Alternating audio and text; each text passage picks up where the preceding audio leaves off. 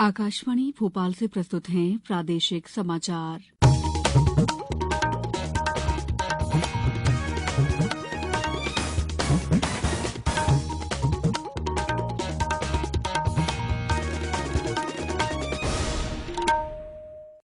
नमस्कार, समाचारों के साथ मैं दीपा सिंह।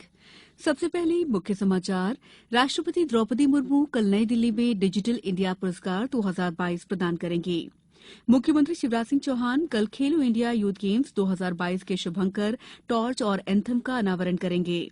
केंद्र सरकार ने आकाशवाणी और दूरदर्शन के नेटवर्क के विस्तार के लिए 2,500 करोड़ रुपए से अधिक की मंजूरी दी और प्रदेश में पर्यावरण की रक्षा के लिए वृक्षवीर और वृक्ष वीरांगना पुरस्कार दिए जाएंगे।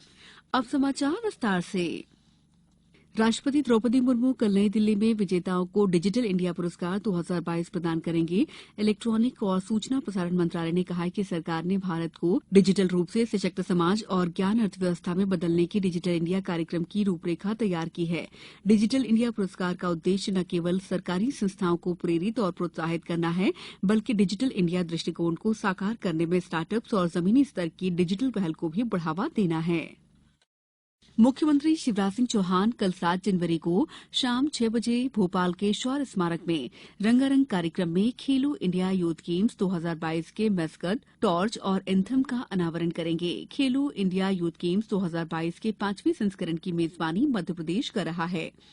30 जनवरी से 11 फरवरी तक होने वाले इस भव्य खेल का आयोजन में 13 दिन तक 8 अलग अलग शहरों के 23 गेम वेन्यू में 6,000 खिलाड़ी अपना उत्कृष्ट प्रदर्शन करेंगे।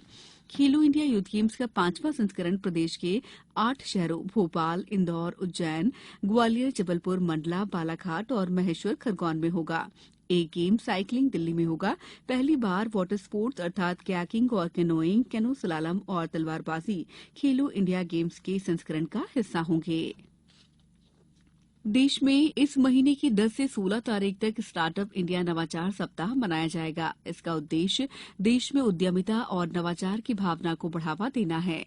वाणिज्य और उद्योग मंत्रालय ने कहा है कि स्टार्टअप इंडिया नवाचार सप्ताह के दौरान उद्यमियों, अधिकारियों, इनक्यूबेटर्स, कॉर्पोरेट्स और निवेशकों के लिए जानकारियां साझा करने के सत्र आयोजित किए जाएंगे। मंत्रालय के अनुसार आजादी का अमृत महोत्सव समारोह के हिस्से के रूप में देश भर में 75 से अधिक स्थानों पर स्टार्टअप से संबंधित विभिन्न कार्यक्रम आयोजित किए जा रहे हैं। इन आयोजनों में महिला उद्यमियों के लिए कार्यशालाएं, इनक्यूबेटर्स का प्रशिक्षण, परामर्श कार्यशालाएं, क्षमता निर्माण कार्यशालाएं और स्टार्टअप द्वारा निवेशकों और ग्राहकों को अपने उत्पादों की जानकारी देने के सत्र शामिल हैं। मंत्रालय ने कहा है कि उद्योग और आंतरिक व्यापार संवर्धन विभाग इस महीने की 16 तारीख को राष्ट्रीय स्टार्टअप दिवस के उपलक्ष्य में राष्ट्रीय स्टार्टअप पुरस्कार 2022 के विजेताओं को सम्मानित करेगा। मुख्यमंत्री शिवराज सिंह चौहान प्रदेश के विभिन्न जनजातीय बहुल क्षेत्रों में तेंदुपत्ता संग्रहण से जुड़े लोगों को चरण पादुका, वस्त्र और अन्य सामग्री का वितरण करेंगे। प्रदेश के विंध्य और महाकौशल अंचल के साथ अन्य स्थानों पर ये कार्यक्रम किए जाएंगे। मुख्यमंत्री ने वन मंत्री डॉ कुंवर विजय शाह, अपर मुख्य सचिव वन जेएन कंसोटिया और वन विभाग के वरिष्ठ अधिकारियों के साथ बैठक कर इस संबंध में विचार विमर्श किया गया। श्री चौहान ने कहा है कि प्रदेश में वन्य प्राणियों के संरक्षण के साथ मनुष्य और पशुओं के अस्तित्व के संतुलन को भी सदैव ध्यान में रखा जा रहा है। वन्य प्राणियों का शिकार करने वाले आपराधिक तत्वों पर पूरी तरह अंकुश रहे। देश में पिछले 24 घंटों के दौरान कोविड के 228 नए मामले सामने आए हैं। इस समय देश में कोरोना से स्वस्थ होने की दर 98.8% है।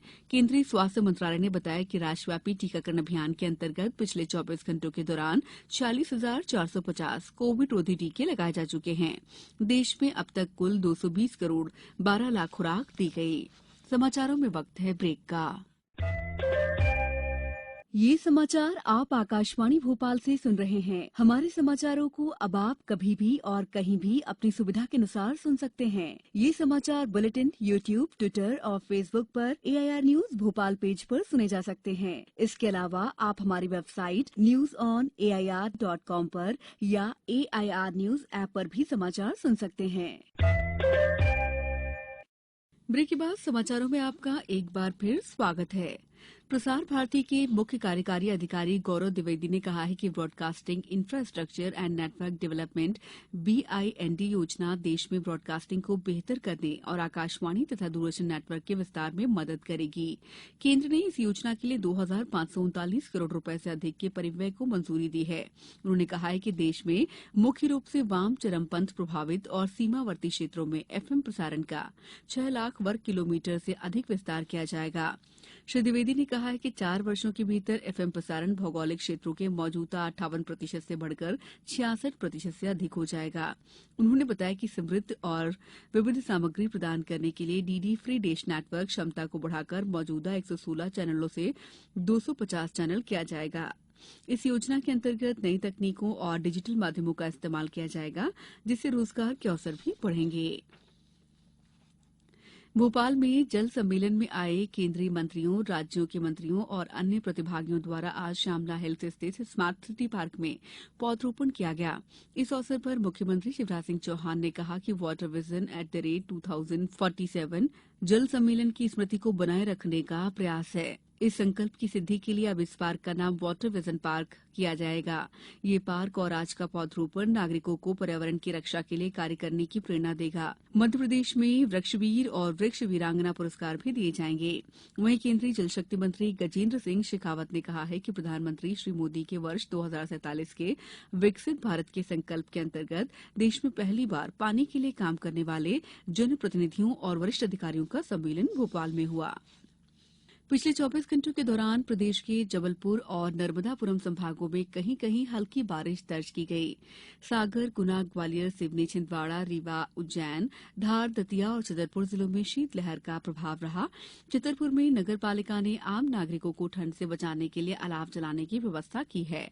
मौसम केंद्र भोपाल ने अगले 24 घंटों के दौरान राज्य के चंबल, ग्वालियर, उज्जैन और भोपाल संभागों में कहीं कहीं शीतलहर चलने और कोहरा छाये रहने की संभावना जताई है। अब कुछ समाचार संक्षेप में। खंडवा के शासकीय SN महाविद्यालय में राष्ट्रीय पुष्प महोत्सव और राष्ट्रीय शोध संगोष्ठी का औपचारिक उद्घाटन हुआ। सतना में शीतलहर को देखते हुए आंगनबाड़ी केंद्रों के बच्चों के लिए सुबह 11 बजे से 2 बजे तक समय निर्धारित किया गया है। शिवपुरी में सन 1857 की क्रांति के प्रमुख योद्धा रहे वीर शहीद तात्या टोपे की 209वीं जयंती आज मनाई गई। देवास जिले में जल जीवन मिशन के अंतर्गत नल जल योजना के माध्यम से स्वच्छ पेयजल उपलब्ध करवाने का कार्य निरंतर प्रगति पर है। अशोकनगर में 12 जनवरी स्वामी विवेकानंद जयंती को युवा दिवस के रूप में मनाया जाएगा। नीमच में एनीमिया कम करने के लिए महिला और बाल विकास विभाग, स्वास्थ्य विभाग और शिक्षा विभाग द्वारा निरंतर प्रयास किए जा रहे हैं। अंत में मुख्य समाचार एक बार फिर। राष्ट्रपति द्रौपदी मुर्मू कल नई दिल्ली में डिजिटल इंडिया पुरस्कार 2022 प्रदान करेंगी। मुख्यमंत्री शिवराज सिंह चौहान कल खेलो इंडिया यूथ गेम्स 2022 के शुभंकर, टॉर्च और एंथम का अनावरण करेंगे।